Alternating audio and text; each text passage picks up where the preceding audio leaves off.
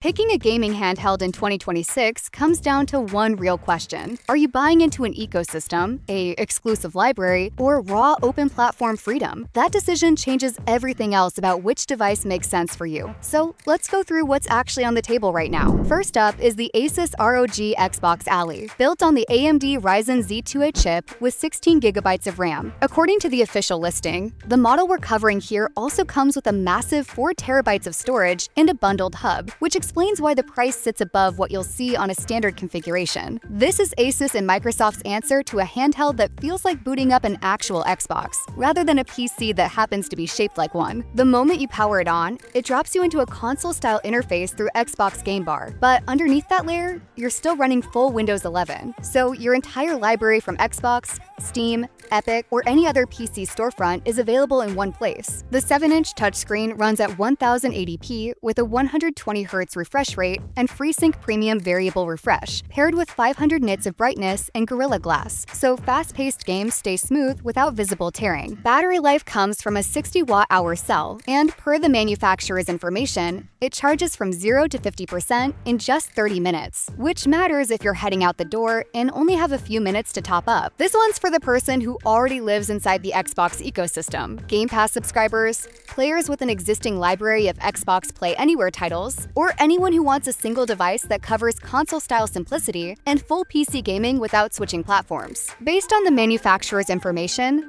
this configuration lands around $1,519, and that number reflects the expanded storage and included hub, not just the base handheld. Now, if what you actually want is something the entire family can pick up without a learning curve, that's where the Nintendo Switch 2 comes in. It's Nintendo's follow-up to the best-selling console of all time, and it keeps the same hybrid formula, handheld on the go, docked on your TV, while upgrading nearly everything around it. The screen grows to 7.9 inches and jumps to a full 1080p resolution, with support for up to 120 frames per second in handheld mode on compatible games. Dock it, and select titles push out to 4K on your television. Nintendo also added a second USB-C port, mouse functionality built into the redesigned Joy-Con 2 controllers, and Game Chat, a video and voice feature for playing with friends remotely. Storage sits at 256GB, and connectivity covers Wi-Fi and Bluetooth for online play and accessories. This is the pick for anyone prioritizing Nintendo's own franchises: Mario, Zelda, Donkey Kong, plus households where more than one person will be picking up the controller, since the interface stays simple regardless of gaming experience. Backward compatibility with a selection of original Switch games also matters if you're upgrading rather than starting fresh. As for cost,